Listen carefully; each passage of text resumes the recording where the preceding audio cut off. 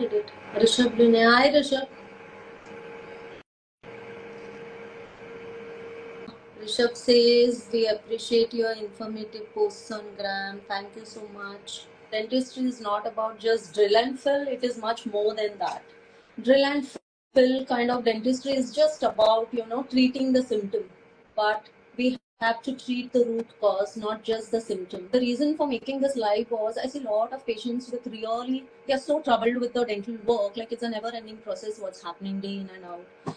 So it's like mostly they are into like one treatment leading to the other, just going from one clinic to another. They're dissatisfied with the treatments, the traditional treatments. So I think we should focus more on the cause why that's happening and how it can be treated with advanced treatments more efficiently, and also improve the health of not just the oral cavity but overall health. Because we all know, I'm sure you all would agree, ki mouth is the gateway for your body. It also shows any changes in the body, the first sign is seen into your mouth. Hi, Dr. Aparna.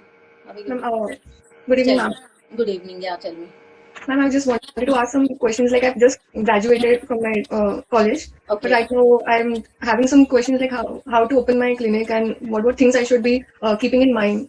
Okay. So if you are a fresh graduate, first initially I would advise you at least a year and a half, you need to have experience. You need to work in some clinics if you are looking at opening a private clinic then.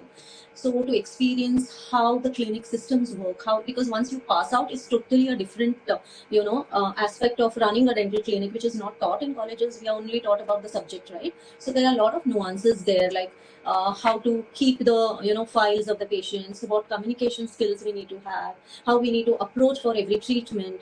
And at the same time, you need to upgrade yourself with at least some advanced dental treatments what are there, which are actually unfortunately not taught into our dental curriculum. So you Yes. need to upgrade those skills, but upgrade also only once you have gained confidence about you can go out and treat, and before or after you have opened up a clinic, you do the courses so that you can actually use them into the practice. Otherwise, if you do the courses beforehand and you don't have the practice of it, then that makes no sense. Ma'am, what are some key tips for improving diagnostic skills in general dentistry? So for diagnostic skills, basically it's like you have to start from the beginning, like the chief complaint. X-rays, digital X-rays, RVGs. So one should know how to read the X-rays, how to understand. The tooth should not be read as just a tooth, but you should see the whole tissues around it, the periodontal ligament, the occlusion, everything, and then take a call for the diagnosis and further treatment planning of the case. Ma'am, like apart from the chair and the RVGs, like what things we should be having, like armamentarium, dentist should have. You mean for diagnostic tools? Yes, ma'am, as well as for normal while treating patients too. Okay. See, apart from the basic, whatever the chair, the air rotors, the micromotors, one need to have like the cold sensitivity test, like for a tooth pain. It's usually what doctors do is they take an IOPA or test for POP and then decide whether the root canal is needed or not. But that's not the case. You have to check the vitality of the tooth. Okay, so that's one very important thing. Then of course, good RBG, X-ray, and I would suggest any dental treatment without magnification is like you're just doing whatever with tactile sensation and all that, but it makes a huge difference when one uses not necessarily a microscope, but one can start with a loop also.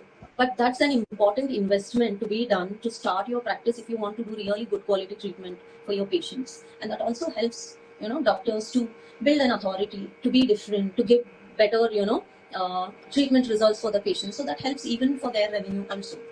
So it's a wise investment to do if you have to grow as a practitioner. Ma'am, how do you approach complex case that involves multiple treatment plans? So complex cases like multiple treatment plans, if you are at an initial stage, at least basic first is to get rid of the infections. That's periodontal infection, where comes the oral prophylaxis, which is very important, and most dentists skip that. And then once the patient enters and the patient has a severe pain in a tooth, definitely you will first give priority to that.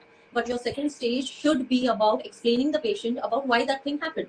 A cavity or anything happened because of the periodontal infection, the gum loss. It's because of the hygiene. So you need to take care of that. That's what I think.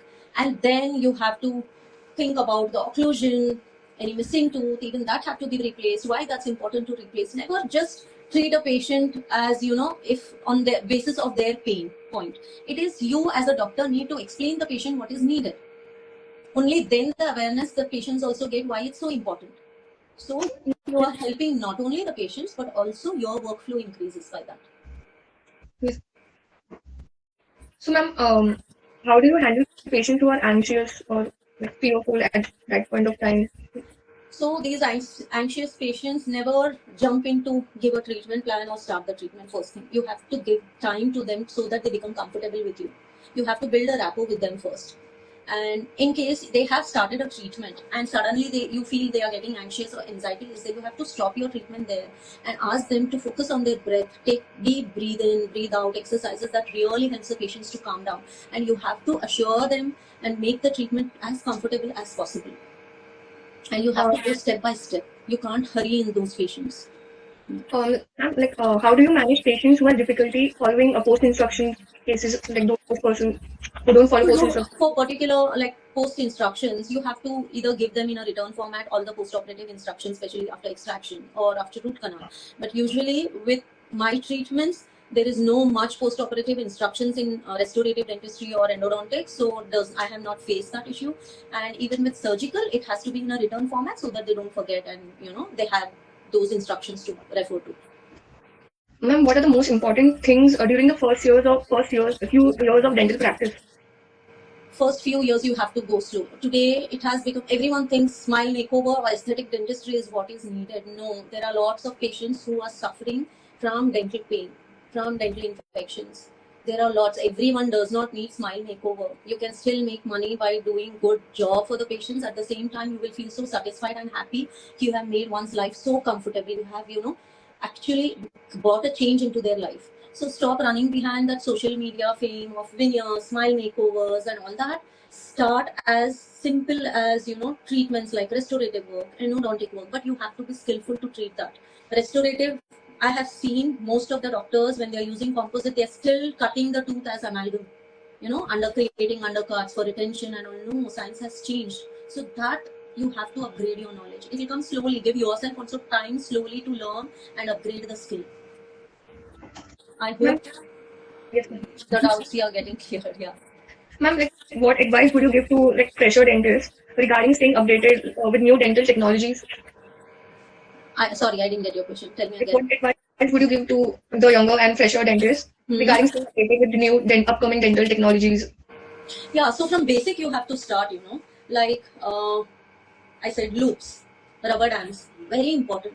Why rubber dam is important, how it changes one's practice, and the results of your treatment outcomes. So these two basic things I think one has to start with, and then slowly you can upgrade yourself to a lot of things like bonding, the composites. We know what's composite, but we don't know the nuances of how to use the bonding technology, how the where what composites have to do, like advanced biomimetic dentistry.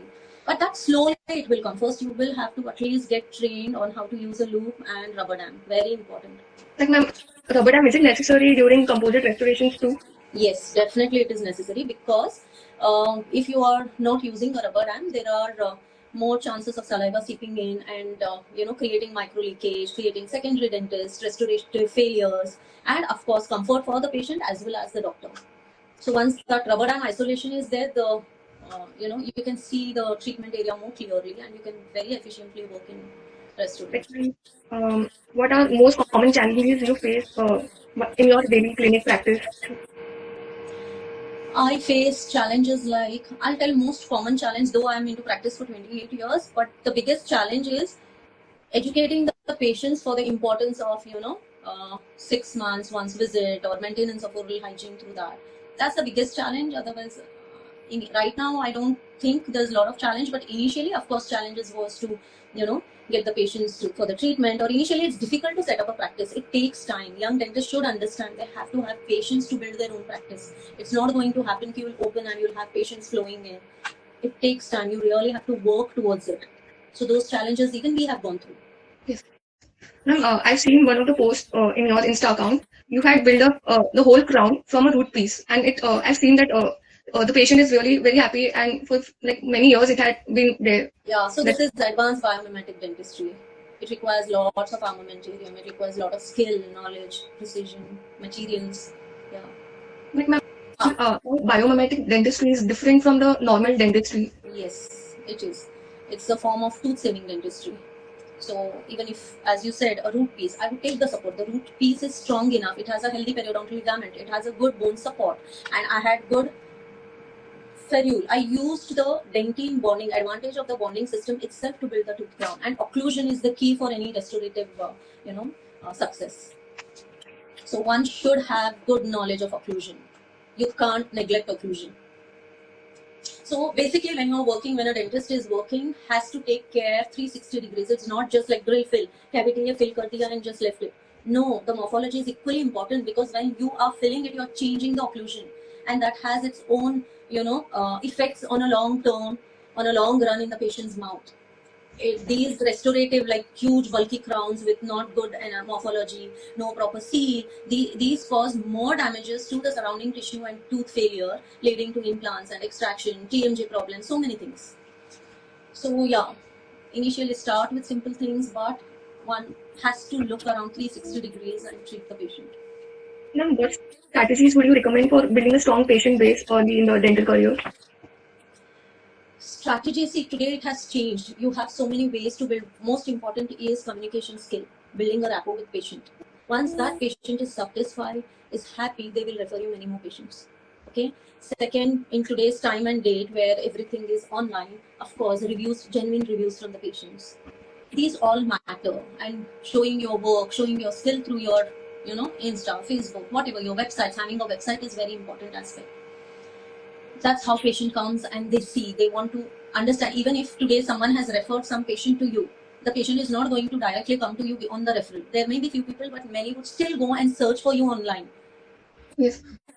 Yeah, so slowly you will have to build. That cannot be built suddenly. It will take time, but you have to work towards building those strategies, Ma'am, like the myofunctional treatment you have mentioned about the cases also. So is it necessary during the first initial years or like through the ortho basis like things?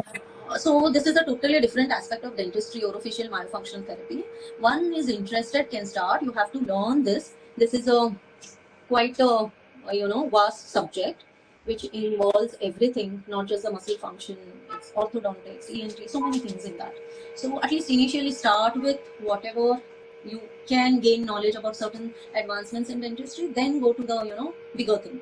Or if you're focused into one field, you have to develop your skills in that particular topic or the subject or that field. Don't get everything involved at a go, then you will be nowhere. You have to create a plan for your own growth. I hope Yes, yeah, I'm able to clear a few of your doubts. Yeah. yes, ma'am. Yeah. Anything else? Like Anyone wants to ask? myofunctional helps during the those who have DNS kind of thing. Yeah, so this is all together, like it's all connected. Yeah, so those who have DNS have many breathing issues, so many other problems like narrow high arch palate, they have crowded teeth, they have class 2 malocclusion, they would have so many other problems related to that sleep quality and also, yeah, everything is connected, and yeah, that's taken care of as a multifactorial, this, not just one aspect. Yeah. Is it necessary, like the loops are they necessary during the first initial years or? No, because it's not that straightforward. It's simple. First, I think initial stage you have to don't be too overwhelmed with so many things around. You have to start simple, straight, and slowly progress looking at your own clinic. See, everything requires investment, right? Of time, money, everything. And if you are initially building practice, you first have to start with one thing. Once you gain confidence in that subject which you have taken a course and you have started executing that in your clinic very well, then you can take another step. You have already started earning, you are able to invest in your other courses and all, then you invest in that. Unless you don't use the knowledge what you gain immediately into your practice, then you waste that time and money. You will forget the nuances of what you have learned from that subject or from that expert. So you have to go step by step. Don't see everything and get overwhelmed by it. Dentistry is vast, it's huge. It'll all come slowly. Ma'am, so like now I just completed my graduation. So should I just first like there are many courses available to learn. Like so should I go first for the implant and then the root canal? Like how is it possible? Okay. Let me see. It's very subjective. One thing. Second thing, as I told earlier, initially, if you have recently graduated and you are immediately opening a clinic, it's not going to be easy, because college does not teach you how to run a practice, how to talk to a patient. The way you talk or communicate in a college, hospital, or whatever, it's totally different from a private practice. Okay, so you have to give. I would suggest, it's my opinion. So it can vary also. Initially, for 1 or 2 years, any dentist should first learn those nuances by practicing under someone or some private clinic.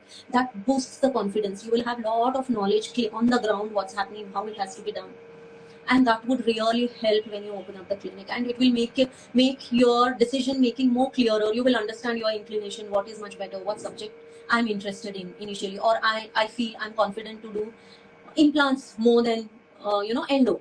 So then it's the time for you to do an implant course. Once you open, you give yourself some time, 6 months or something under the practice, or a year. Again, it's subjective, the person has to decide, and then do that course.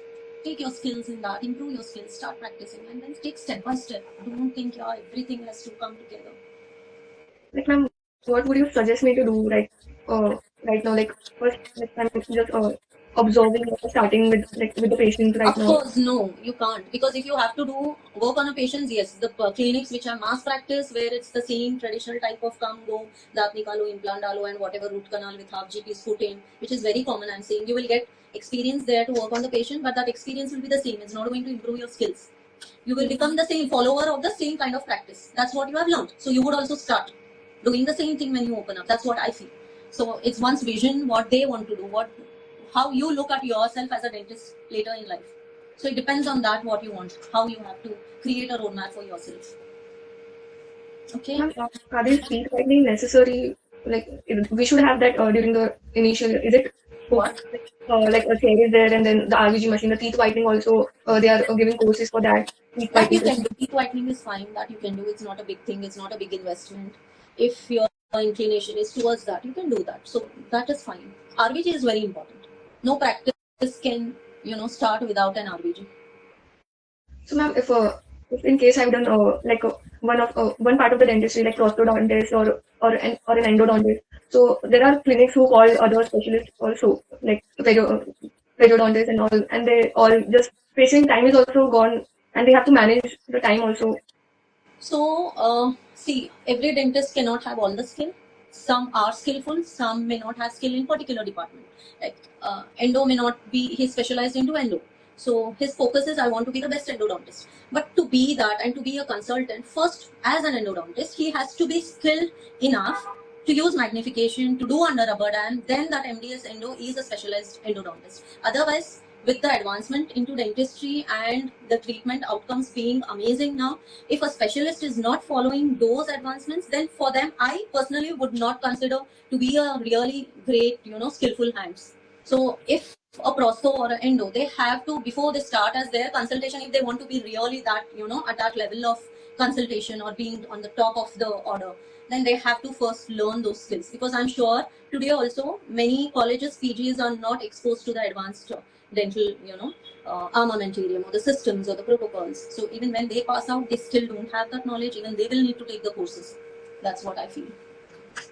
Yeah. Any other doctors want to ask questions? We will, yeah.